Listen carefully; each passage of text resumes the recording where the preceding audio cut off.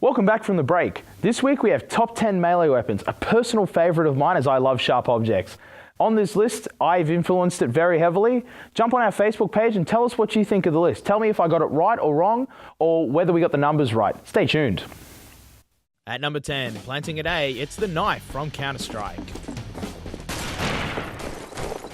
Counter-terrorists win.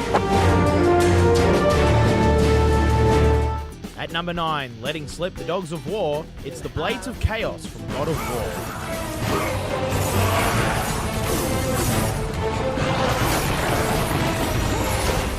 War. At number 8, never leave Rapture without one, it's the Wrench from Bioshock 2. Damn it, I needed them to be alive for just a while longer. At number 7, slicing and dicing, it's the Chainsaw Bayonet from Gears of War.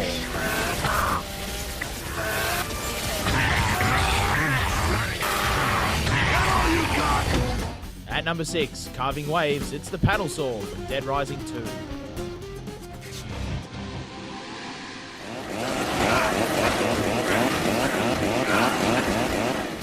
At number 5, chopping its way through time, it's the Master Sword from Legend of Zelda Ocarina of Time.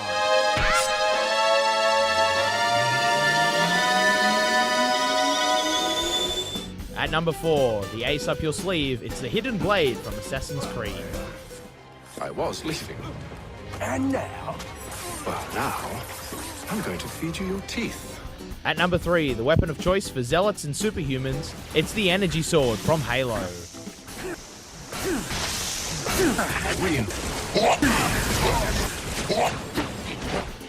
At number 2, making meat carving fun, it's the Chainsword from Warhammer 40,000 Space Marine.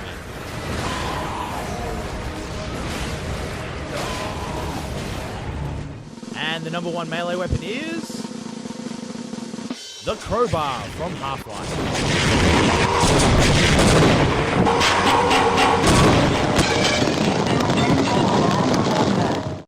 So that was top 10 melee weapons. If you have any questions or comments, or if you think, I missed out on certain items on the list, definitely check us out on Facebook. In the meantime, Ryan, what did you think? I'm definitely a fan of the Energy Sword. I found like that the best part of Halo, having like little LAN parties where just Energy Sword battles and like kind of locks onto people as well. I love that, especially when the two of you strike at the same time and you just go back. I did that for a minute and a half once with a guy, and everyone else just stopped and watched. Stalemate. Yep. Also the Crowbar from Half-Life. Had to be in there. Yeah. Had to be in there. It's a classic. You know what I mean? People see a Crowbar and they automatically assume Half-Life. Like that, even though it's not the most particularly powerful melee weapon, it is the most iconic. Does the job. Yep, that's it. I mean, it does two jobs. Open crates and hit head crabs. No, open crates and open skulls. Oh, there you go. Yeah. And also the Chainsword from... I love the Chainsword. Like, I'm a huge Warhammer nut anyway, because I'm a big time nerd, but like, I mean, I don't know, the Chainsword just kind of, like, every kind of violent tendency you've ever had kind of was, like, taken and put into this one weapon. It's a chainsaw and a sword. I mean, what more do you want, really? It's definitely one of the more gruesome ones of the top 10. Speaking of chainsaws, though, what did you think of the Lancer, the chainsaw bayonet in Gears of War? I would have put that in front of in the Chainsword, to be honest, because I'm not that big into Warhammer, and I just like... You know, in like Gears of War 2, when you go up behind someone with a chainsword and you just like shove them to the back and go, I think gruesome-wise, that should have been somewhere up there. Yep. But next we actually have Vince reviewing Forza 4.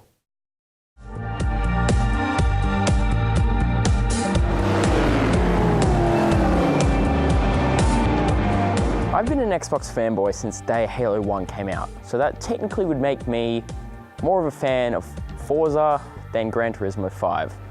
At the beginning, Forza to me seemed absolutely flawless with no problems with it whatsoever. I recently managed to get my hands on a legit Forza simulator, like we did with the Gran Turismo one, and gave it a shot to see how the two could compare. I've noticed very few subtle differences between Forza and a few other racing games that made me agree with the people who say how good Forza really is. There's not too much I can really say about the soundtrack in Forza, but it works well with everything that was shown in the game and through all the gameplay. It honestly wasn't long before I turned off the music just to listen to the 427 cubic inch V8 7-litre LS7.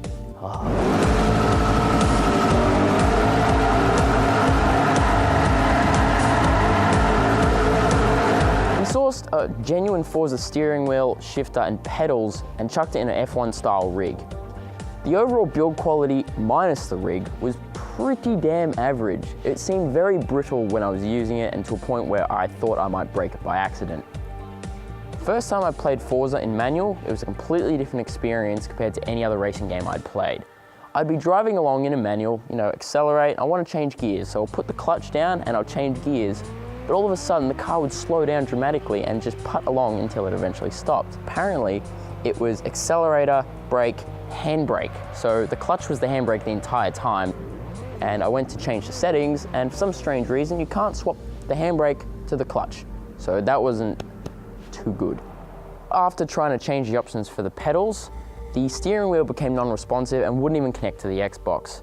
When I would turn the Xbox on and the power would go to the steering wheel, it'd stay to the left, and when you went to turn it to the right, it would make a gurring sound, and it started to smell like it was on fire, so I thought I'd leave it at that.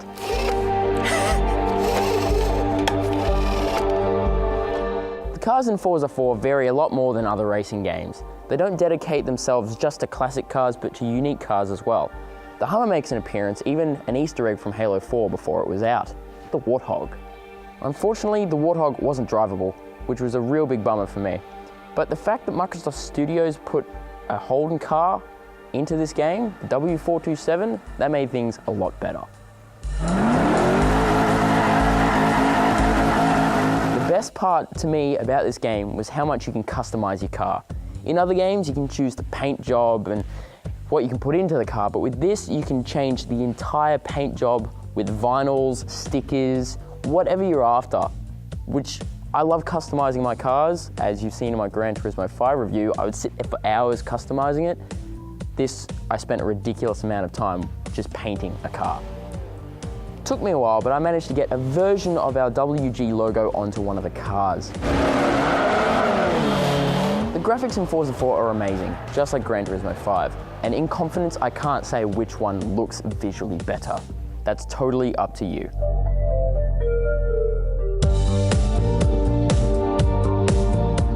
Forza 4 is an awesome racing game for Xbox, but isn't a game for me. And the hardware didn't really help justify what everyone is saying about it. According to my browsing on Google, the problem I was having with the hardware there is no information about, which I found rather odd. Don't get me wrong, I had a lot of fun playing Forza 4. The amount you can customize visually to your car is amazing, but I think I'll stick to Gran Turismo 5 for now until I find a game that really revs my engine.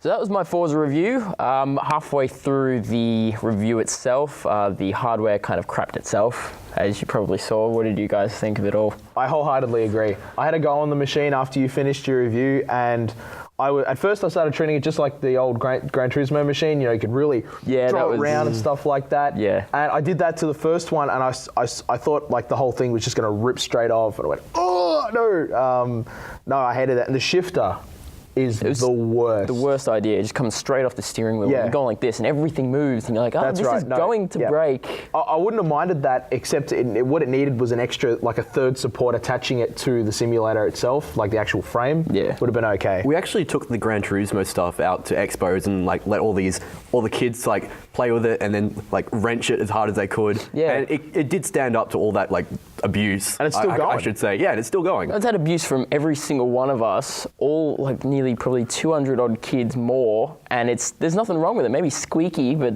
I can't imagine what the Forza stuff would have happened. Oh, it would have broken. It would have turned to dust. disaster. You would have needed to get like the super glue out and like try to stick all the pieces back. That would probably have made it better. Yeah, Probably. Maybe you should like just cut the gear stick off and just like put it somewhere else and glue it back together or something. I think that's probably what we'd have to do for that. Yeah. Make some of like a our good own idea. modifications. Yeah. Pimp my Mods, simulator. bro. All right, but now it's time to go to the break, but stay tuned because after we have Ask WG.